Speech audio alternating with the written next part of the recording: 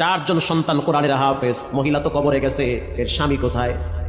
মসজিদের ইমাম বলতে আছে হুজুর স্বামী অনেক আগেই মারা গেছে, মারাত্মক অসুস্থ হয়ে দুনিয়ার থেকে বিদায় হয়ে গেল। মহিলাটা বিধবা হয়ে গেছে, ছোট বাচ্চাগুলা একেবারে ছোট, দুইটা ছিল একটু বড়, দুইটাই তখন মাদ্রাসায় পড়ে। আমি আমার চোখ দিয়া দেখছি মহিলাটা ফজরের টাইমে মানুষের দোকানে দোকানে গিয়া কেতলি ভরে ভরে পানি পৌঁছায়া দিত, ওখান থেকে 2-4 টাকা যা পাইতো ওগুলা জমা করে করে হালাল টাকা সন্তানের পিছনে ব্যয় করত। যেই দিন ইন্তেকাল করবে তার 1 সপ্তাহ আগে, কেমন মৃত্যু, পবিত্র জুমার দিন, তাও জুমার নামাজের আগে আগে মরণ। আল্লাহু আকবার। ইমাম সাহেবকে বলা হইল যেভাবে হোক 4টা ছেলেকে খবর দিয়ে বাড়িতে নিয়ে আসেন। ওরা তখন চট্টগ্রাম পড়তো, 4টা ছেলেকে খবর দিয়ে বাড়িতে নিয়ে আসলো। আসার পরে দেখতে আছে মা বিছানায় পড়ে আছে, চোখ বন্ধ হয়ে গেছে।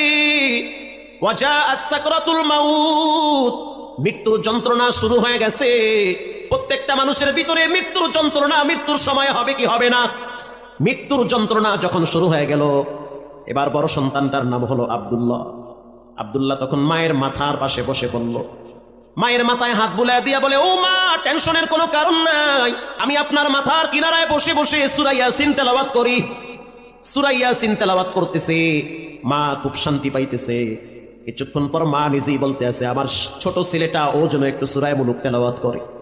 এবার সূরা মুলুক তেলাওয়াত করলো পরের সন্তান। তৃতীয় সন্তানকে বলা হইল, তুমি সূরা রহমান তেলাওয়াত করো। সবাই ছোট বাচ্চাটা মায়ের পায়ের কিনারায় বসে আছে, আর মায়ের পাটা টিপে দিতেছে আর বলতে আছে, আল্লাহ মায়ের আরো কিছুদিন দুনিয়াতে বাঁচায় রাখেন। মা তখন বলতে আছে, সময় নাই, চলে যেতে হবে। বাচ্চা মানুষ বুঝে না, বলতে আছে, বাবা এত এতিম করে কবরে চলে গেল, তুমিও যদি কবরে চলে যাও, আমরা 4টা ভাই কাকে নিয়ে দুনিয়াতে বেঁচে থাকবো? বড় সন্তানটাকে বলল, ছোটটাকে একটু আমার হাতের কিনারায় ডাক দাও। মা বাবার কলিজার ভিতরে ছোট বাচ্চার প্রতি মহব্বত বেশি। এবার ছোট সন্তানটা যখন মায়ের হাতের কিনারায় আসছে, মা তখন ছোট বাচ্চাটার মাথাটা টাইনা বুকের কাছে নিয়ে বলতে আছে, আল্লাহ